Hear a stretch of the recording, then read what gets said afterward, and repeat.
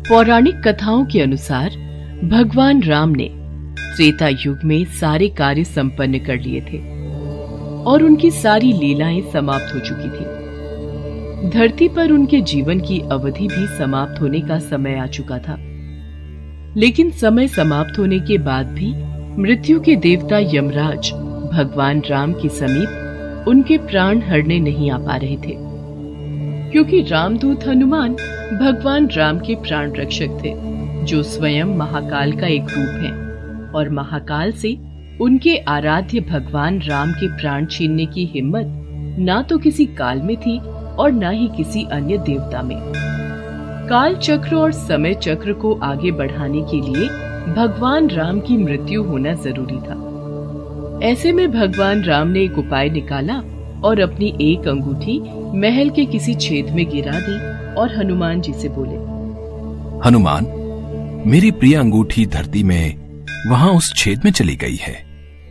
क्या तुम पाताल लोक से मेरी अंगूठी ढूंढ कर ला सकते हो? प्रभु, बस इतनी सी बात। मैं अभी जाता हूं और शीघ्र ही आपकी अंगूठी लेकर आता हूं। हनुमान जी अंगूठी ढूंढने पाताल लोक में चले गए। वो अंगूठी को पकड़ने जाते और वो और नीचे चली जाती। हनुमान जी पाताल लोक में पहुंचे। वहां वो नागों के राजा नागराज से मिले। नागराज ने उन्हें अंगूठियों से भरा एक कक्ष दिखाया। इस कक्ष में बहुत सारी अंगूठी रखी हुई हैं। आप प्रभु राम की अंगूठी ढूंढ सकते हैं। यहां तो बहुत सी अंगूठियां पड़ी हैं।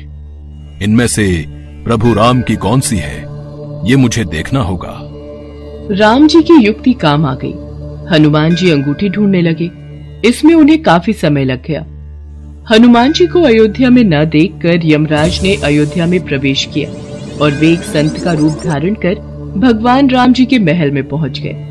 तब संत के भेष में यमराज भगवान राम से मिले और भगवान राम से बोले, प्रभु, आपको मुझे वचन देना होगा कि हम दोनों की बातों को गुप्त रखा जाए और जो कोई भी हमारी बातों को सुने उसे मृत्यु दंड दिया जाए।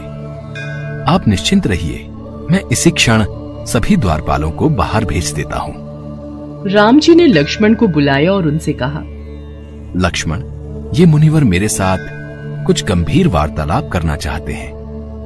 तब तक तुम द्वार पर ही पहरा देना और कोई भी अंदर न आने पाए, इस बात का ख्याल रखना, वरना तुम मृत्यु दंड को प्राप्त हो जाओगे। जो आज्ञा भैया, मैं आपके आदेश का पालन करूंगा। लक्ष्मण के जाने के बाद उस संत ने भगवान राम को अपना असली रूप दिखाया और बोले, हे प्रभु, मैं आप ही का सेवक हूं और आपने ही मुझे ये कर्म दिया है कि इस संसार से समस्त जीव जंतु एवं प्राणियों का प्राण हरना, और ये मेरा धर्म भी है। मैं भगवान शिव और ब्रह्मा की आज्ञा से आपसे ये कहने आया हूं कि आपने जो अपना समय इस पृथ्वी लोक पर निश्चित किया था, वो समय पूर्ण हो चुका है और अब आपको अपने धाम लौट जाना चाहिए। इससे सभी देवी देवताओं में आपको विष्णु स्वरूप में देखकर उत्साह की लहर दौड़ जाएगी। इस पर भी हे प्रभु, आपको कुछ और समय इस पृथ्वी लोक पर बिताना है तो आप रह सकते हैं। भगवान राम तो अंतर्यामी हैं। वो यमराज की बातों को सुनकर मंद मंद मुस्कुरा रहे थे। भगवान राम और यमराज के बीच वार्तालाप चल ही रही थी कि इतने समय में भगवान राम के महल में दुर्वासा ऋषि आ पहुंचे। प्रणाम गुरुवर, कहिए मैं आपकी क्या सेवा कर सकता हूँ? हमें भगवान राम से मिलना है, अभी तुरंत। गुरुवर महाराज, भैया राम अभी किसी से नहीं मिल सकते। उन्होंने किसी को भी कक्ष में न आने का आदेश दिया है। मैं उनके समक्ष नहीं जा सकता। लक्ष्मण की बातों को सुनकर दुर्वासा ऋषि को क्रोध आ गया और वो श्राप देने लगे। मेरा इतना घोर अपमान! अगर मुझे राजा राम से नहीं मिलने दिया गया तो मैं पूरी अयोध्या नगरी को अपने श्राप से जलाकर भस्म कर दूंगा। अगर मैं इन्हें भैया के महल में जाने दूं, तो सिर्फ मुझे ही मृत्युदंड मिलेगा, लेकिन अयोध्या नगरी तो बच जाएगी। गुरुवर, मैं भैया को आपके आने की सूचना देकर आता हूँ। लक्ष्मण भगवान राम के कक्ष में चले गए। लक्ष्मण को सामने देख भगवान राम चौंक गए और यमराज अंतर ध्यान हो गए। राम जी दुखी हुए कि एक राजा होने के नाते उन्हें लक्ष्मण को मृत्यु दंड देना होगा। राम जी ने अपने कुलगुरु से इस विषय में वार्तालाप किया। राम, किसी अपने का त्याग करना भी मृत्यु दंड के बराबर है, इसलिए तुम लक्ष्मण का त्याग कर दो। लक्ष्मण ने गुरुदेव और राम जी के बीच हुआ वार्तालाप सुन लिया और वे श्री राम से बोले, भैया, आप मेरा त्याग मत करना, मैं ये सहन नहीं कर पाऊंगा। आपके वचन का पालन करते हुए मैं स्वयं ही अपने शरीर का त्याग कर दूंगा। लक्ष्मण ने अपने भ्राता श्री राम का वचन निभाने के लिए अयोध्या की सरयू नदी में समाधि लेकर शेषनाग का रूप ले लिया और फिर भगवान विष्णु के निवास स्थान क्षीर सागर में जाकर उत्पन्न हो गए। उसके बाद भगवान राम भी लक्ष्मण के वियोग में थे। उन्होंने भी सरयू नदी में जाकर जल समाधि ले ली और अपने परम धाम को चले गए। उसके पश्चात हनुमान जी जब अंगूठी लेकर वापस लौटे तो प्रभु राम को महल में ना पाकर हनुमान जी बहुत दुखी हुए। प्रभु, आपने जानबूझकर मुझे पाताल लोक में भेजा था ताकि मैं आपको रोक ना सकूं।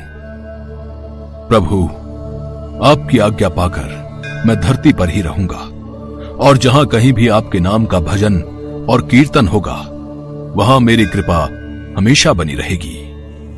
हनुमान जी को भगवान राम जी से अमरता का वरदान प्राप्त है, इसीलिए कहते हैं कि आज भी जहां कहीं पर भी भगवान राम के नाम का भजन कीर्तन होता है वहां हनुमान जी अवश्य आते हैं और भक्तों को अपना आशीर्वाद देते हैं।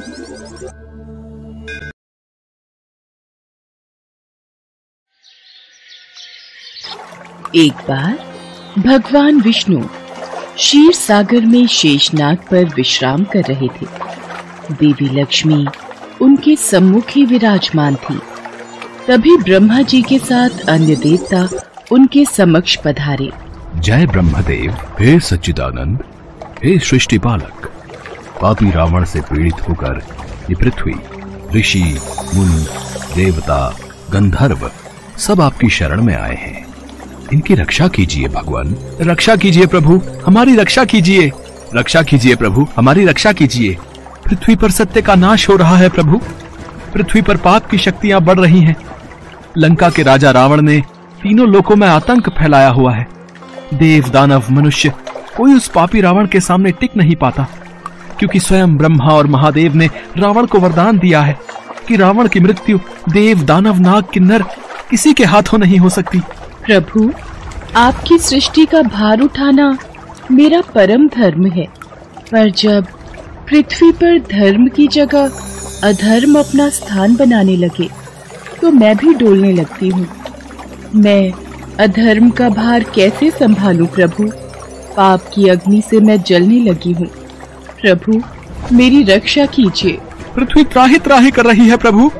जब अभिमानी रावण चलता है तो ऐसा लगता है मानो अपने पांव तले पृथ्वी को कुचल देगा। पृथ्वीवासी घबरा रहे हैं प्रभु। समस्त ऋषि मुनि भी रावण के आतंक से परेशान हैं। अबलाओं और मानवता की लाज बचाने वाला पृथ्वी पर कोई नहीं प्रभु। यदि कोई सत्य और धर्म की राह पर चलने के लिए सोचता है तो वह मनुष्य जीवित नहीं रहता। हर प्राणी को पाप के रास्ते पर चलने के लिए विवश किया जा रहा है। जब पाप की शक्ति बढ़ जाए तो पुण्य की शक्ति का जन्म होना आवश्यक है प्रभु। आपके कथन अनुसार जो व्यक्ति परिश्रम, पूजा, पाठ और अच्छे कर्म करेगा उसको आपका आशीर्वाद अवश्य प्राप्त होगा। इसलिए प्राणियों की रक्षा करना आपका कर्तव्य है प्रभु। इक्ष्वाकु वंश के तेजस्वी राजा दशरथ अयोध्या के राजा थे। उनकी 3 पत्नियां कौशल्या, कैकेयी और सुमित्रा थीं। राजा दशरथ के पास धन, वैभव, शौर्य की कोई कमी नहीं थी। उनकी प्रजा भी सभी प्रकार से सुखी थी, पर चिंता का एक कारण यही था कि राजा दशरथ के कोई संतान नहीं थी। वो संतान प्राप्ति की इच्छा से सदैव चिंतित रहते थे। एक बार महाराज दशरथ, आज सूर्य देवता उत्तरायण में प्रवेश कर रहे हैं। इस शुभ मुहूर्त में अपने कुल देवता से जो भी मांगोगे वो इच्छा पूर्ण होगी। गुरुदेव, आपकी कृपा से हमारे पास धन, वैभव, शौर्य की कोई कमी नहीं है। बस हमें दुख इस बात का है कि हमारे कोई संतान नहीं है। मुझे तो भय है कि कहीं सूर्य वंश का सूर्य दशरथ के साथ ही समाप्त न हो जाए। आप निराश मत होइए राजन। भगवान सूर्य आपकी मनोकामना अवश्य पूरी करेंगे, परंतु उसके लिए पुत्र कामेष्ठी यज्ञ करना होगा। तो फिर गुरुदेव उसमें देरी क्यों? आप यज्ञ का आयोजन कीजिए। देवी कौशल्या, ये यज्ञ मैं नहीं कर सकता। वेदों के ज्ञाता ऋषि श्रृंग मुनि इस यज्ञ को करवा सकते हैं, वो इसमें अधिक निपुण हैं। तो फिर उनको बुलाइए गुरुदेव और यज्ञ का अनुष्ठान कीजिए। देवी कैकेयी, उसके लिए महाराज दशरथ को स्वयं उनके पास जाना होगा और यज्ञ करने के लिए प्रार्थना करनी होगी। ऋषि वशिष्ठ, मैं आज ही ऋषि शुंग मुनि के आश्रम में जाऊंगा और उनसे विनती करूंगा कि वो मेरी प्रार्थना स्वीकार करें। उसके पश्चात राजा दशरथ नंगे पांव चलकर ऋषि श्रृंग मुनि के आश्रम में पहुँचे और उनसे भव्य यज्ञ कराने की प्रार्थना की। राजा दशरथ की आंखों से आंसुओं की धारा बहने लगी। उनकी प्रार्थना सुनकर ऋषि श्रृंग मुनि ने यज्ञ का आयोजन प्रारंभ किया। यज्ञ शुरू करने के साथ ही राजा दशरथ ने अपनी चतुरंगिनी सेना के साथ श्याम कर्ण नाम का घोड़ा छोड़ दिया। इसके बाद उनका यज्ञ शुरू हुआ। इस यज्ञ में ऋषि श्रृंग मुनि के साथ साथ सभी ऋषि मुनि, तपस्वी, विद्वान, मित्र, राजा महाराजा और उनके गुरु वशिष्ठ भी शामिल हुए। इन सभी लोगों की उपस्थिति में यज्ञ का आरंभ हुआ। मंत्रोच्चार से चारों दिशाएं गूंज उठी और यज्ञ की आहुति से सभी दिशाएं महक उठी और हवन कुंड की अग्नि में से अग्निदेव प्रकट हुए। उनके हाथ में खीर का पात्र था। राजन, ये खीर का पात्र लो और इस खीर को अपनी तीनों रानियों में बांट दो। जिस इच्छा से तुमने इस यज्ञ का आयोजन किया है, तुम्हारी वो इच्छा पूर्ण होगी। धन्यवाद अग्निदेव, आपने मेरी सारी चिंताएं दूर कर दी। आपकी जय हो अग्निदेव। यज्ञ के समाप्त होने के बाद महाराज दशरथ ने अपने सभी अतिथियों, ऋषि मुनियों, ब्राह्मणों आदि को दान देकर सकुशल विदा किया। कौशल्या, ये खीर का पहला भाग मैं तुम्हें देता हूँ, इसे ग्रहण करो। कैकेयी, ये खीर का दूसरा भाग हम तुम्हें देते हैं। ये लो सुमित्रा, खीर का तीसरा भाग तुम खाओ। सुमित्रा, तुम सबसे छोटी हो, इसलिए पहले मेरी इस खीर का थोड़ा हिस्सा तुम खाओ। आपने सही कहा दीदी, फिर तो मेरी खीर का भी कुछ भाग मैं सुमित्रा को देती हूँ। कौशल्या और कैकेयी अपनी खीर में से एक एक निवाला सुमित्रा को खिला देती हैं। इस प्रकार सुमित्रा खीर का एक भाग नहीं, 2 भाग ग्रहण करती है। यज्ञ के प्रभाव से राजा दशरथ की तीनों पत्नियां गर्भवती हो गईं और चैत्र मास के शुक्ल पक्ष की 9वीं तिथि को पुनर्वसु नक्षत्र में राजा दशरथ की सबसे बड़ी रानी कौशल्या ने शिशु को जन्म दिया।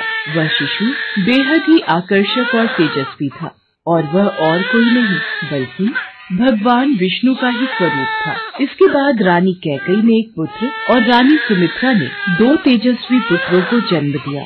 4 पुत्रों को पाने के बाद महाराज दशरथ बहुत ही प्रसन्न हो गए और उन्होंने पूरे राज्य में उत्सव मनाया। कुछ समय बाद चारों पुत्रों का नामकरण किया गया। महर्षि वशिष्ठ ने दशरथ जी के बड़े पुत्र का नाम राम, दूसरे का भरत, तीसरे का लक्ष्मण और सबसे छोटे पुत्र का नाम शत्रुघ्न रखा। चारों बालकों की किलकारियों से पूरा महल गूंज उठा। सभी देवी देवता भगवान राम के जन्म दिवस पर आकाश से फूल बरसाने लगे। पूरा संसार भगवान राम का जन्मोत्सव मना रहा था और तभी से चैत्र मास की 9वीं तिथि दिवस को रामनवमी पर्व के रूप में मनाया जाने लगा।